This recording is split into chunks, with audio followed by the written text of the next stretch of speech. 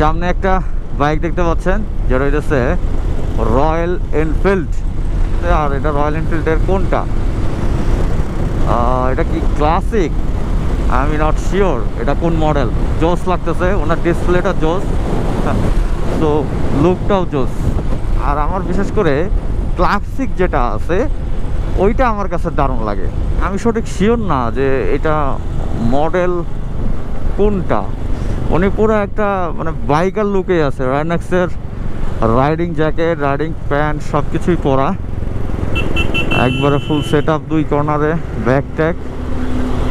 But আমি হ্যাঁ গার্ডও পরা আছে, কিন্তু আসলে আমি এটা বুঝতে পারতেছি না যে আসলে এটার মডেল কোনটা, আমি নট শিওর।